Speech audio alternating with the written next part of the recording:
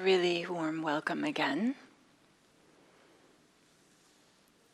And some of you who don't know, I'm Diana Clark. I'm sitting in for Gil this morning while he's having cataract surgery. I know he's planning to be here tomorrow. We'll see what actually happens. So maybe we can all send some good wishes to Gil this morning.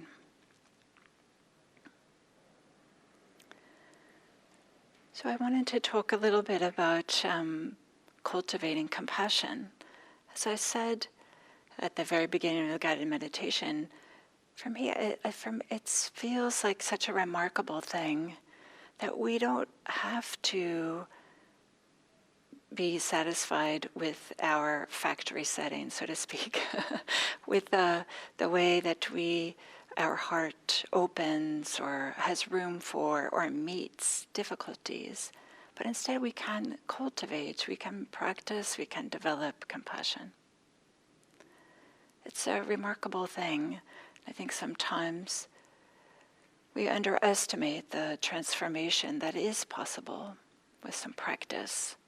And certainly the Buddha recognized this with mindfulness practice, with all these practices, right? With concentration practices, the Eightfold Path, and certainly with the Brahmavihara practices. They do make a difference, and they can be transformational in the same way that all other things that we learn can have an influence on us, and that is drop by drop into the water jug is drop by drop into the jug is how the water jug is filled, or something like that.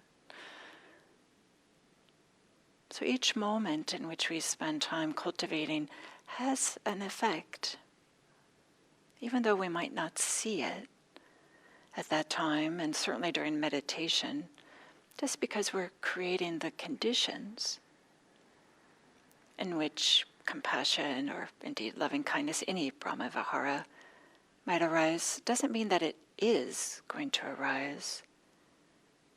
We're just putting the conditions in place. It's often the impact or the effects of Brahmavihara practice isn't felt or seen on the cushion, like during the meditation, but it shows up in our daily life as a way that slowly our default reaction to difficulties or different situations that we find ourselves in just starts to be one more and more of warmth and care. So I just want to offer this, that even though the meditation practice is certainly contrived, but it's a purposeful way in which we can develop loving kindness and compassion, any of the Brahmaviharas. And even though it might feel like, well, nothing's really happening during this meditation period, don't think that this isn't having an effect, that it isn't, creating the conditions for changes. Certainly that's been the case for me. I'll just share that since doing some regular Brahmavihara practice, loving kindness and compassion, equanimity and sympathetic joy, I've noticed that I'm more often saying warm-hearted or funny things to myself when I notice that I'm making mistakes or I forget something, whereas before there used to be like a tone of little bit of disappointment or even some meanness. Now there's some tenderness in this little inner voice when it speaks to myself. Oh, Diana, it's okay. It's quite something. So Gil earlier this week talked about the compassion. Or yesterday specifically, he spoke about it having different elements. It is a contact with suffering, caring about the suffering and being motivated to do something about the suffering.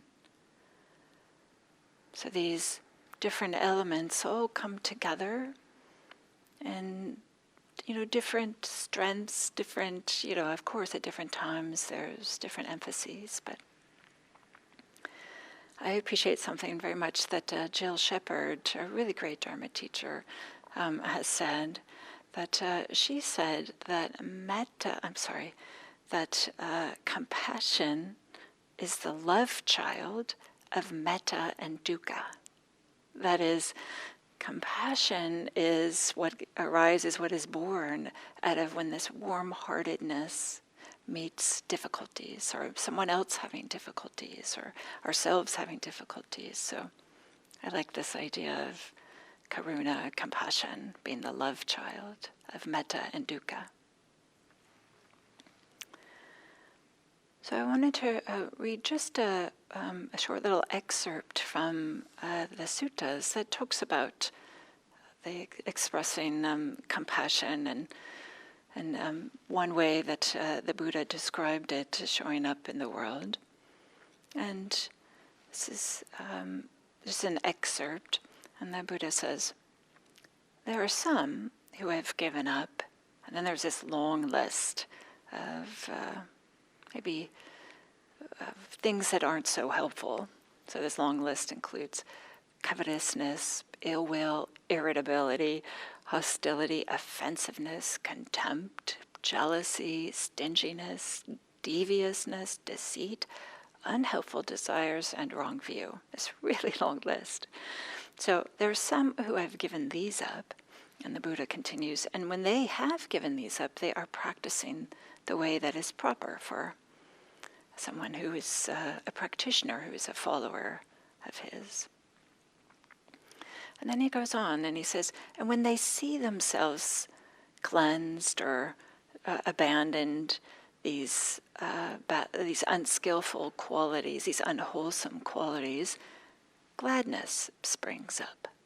There's a certain amount of gladness, like, I don't have all those qualities anymore. And then when gladness arises, then joy arises. And then when joy arises, tranquility arises. And then when tranquility arises, happiness arises. And then when happiness arises, concentration arises. And then with concentration, then the person does loving kindness practice. And they meditate, spreading a heart full of love to one direction, and to the second, and to the third, and to the fourth direction. We might say this to the east, to the south, to the west, to the north. And in the same way, above, below, across, everywhere, and all around, they spread a heart full of love to the whole world, abundant, expansive, limitless, free of enmity and ill will. Just say briefly, some of you may recognize that little sequence of getting rid of things that are unwholesome or unhelpful, and then it goes into gladness, joy, tranquility, happiness, and concentration. You might recognize this as what Gil was calling Dharma Samadhi, or Samadhi Dharma, Dharma Samadhi, I think. And he did a number of 7 a.m. talks on this, so kind of like connecting that this Brahmavihara practice. But then this teaching goes on from the Buddha. So after having some concentration and then spreading loving kindness, and then the teaching goes on to say, and they meditate spreading a heart full of compassion in one direction, second direction, third direction, the fourth direction. And in the exact same way that was it said about loving kindness, then it goes to compassion. So we can maybe like translate this sutta, kind of like operationalize it, if you will. We can think about it as first to let go of what gets in the way of compassion. In order, as part of the way to cultivate is to, as best we can, So some ways that things that might get in the way of cultivating and practicing with compassion is having fear that we might be too overwhelmed when we meet the suffering. Remember that compassion is when loving kindness, this warmth, meets difficulties. And then there's this compassion, this tenderness that just naturally arises. But it's, of course, we might have some hesitation, we might have some reluctance initially to kind of like really meet the suffering. After all, we're hardwired to avoid it, to meet difficulties. So it's natural, and sometimes it's appropriate. Maybe it's not time for us to touch into the suffering of a lovable being or of our own, or maybe we just don't quite have the steadiness to meet the suffering of others. So part of the way we can practice with this is to cultivate some mindfulness and some clear seeing so that we can first recognize whether our hesitation is just a knee-jerk reaction towards fear, and or to recognize it's just a natural hesitation, as well as some mindfulness, some stability of mind and being present for what's happening can help us to become familiar with our own suffering. Because often what happens when we meet the suffering of others is the unfinished business of our own hearts, to use an expression that Jack Kornfield uses. The unfinished business of our hearts gets activated when we meet the suffering of others. So maybe it's worthwhile to spend some time working with our own suffering to increase our capacity, as well as to gain some familiarity. When is our little bit of hesitation of meeting the suffering? When is it just a natural reaction, or when is it some real wisdom saying, now's not the time? So we can spend some time with mindfulness practice and maybe getting some stability of mind, like we did in the guided meditation, and like in the sutta. If we use this word, concentration, samadhi, can also be translated as collectedness or some non-distraction or sense of wholeness or integrity. In some ways, it might be like putting in place a keel in the sailboat, that is, that big long piece that's at the bottom of the sailboat that helps prevent it from getting tipped over when it hits maybe the winds of some suffering.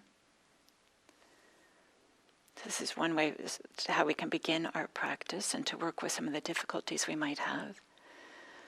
And then we might warm the heart. Maybe we might imagine having some kindling and lighting the kindling. Maybe even sometimes it's paper things that can catch a flame quickly and easily. So we do some loving kindness practice, again starting where it's easy. And allowing the heart to feel warm. And maybe the coziness of sitting in front of some crackling flames in a really nice way. And then we can imagine some difficulties that the lovable being is having. And then allowing the warmth that is already there to be transformed into some tenderness and some care, and some able to connect with the suffering, to care about it, and to have a willingness to do something about the suffering. And recognizing that at the moment we're sitting in meditation doesn't mean we're going to get up from our meditation and go fix things. But to recognize that sincere wish for the suffering to end. And we can do this, as I said in the guided meditation, just using our imagination and tuning into the connection that we are having with a lovable being and a lovable being that's having difficulties, and just radiate compassion. That's what's in the suttas. And then a later adaptation is to include the phrases. is very common today, and I often am using phrases. Sometimes I'm just doing radiating. Maybe it's can play and experiment with different ways. And phrases that might be helpful to use is, may you be free from suffering. May you know peace. And you might have your own versions of that. So, some way in which we can practice compassion, cultivate it, develop it, it's by purposefully bringing it into our meditation practice, which will help us meet it, or bring compassion when we meet difficulties in the world, either in ourselves or others. So I'm wishing you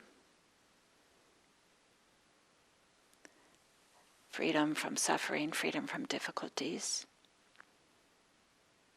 But if you find that they do arise, may you have some warmth and tenderness and care for yourself, compassion for yourself. And may our care, connection, compassion for ourselves and for others,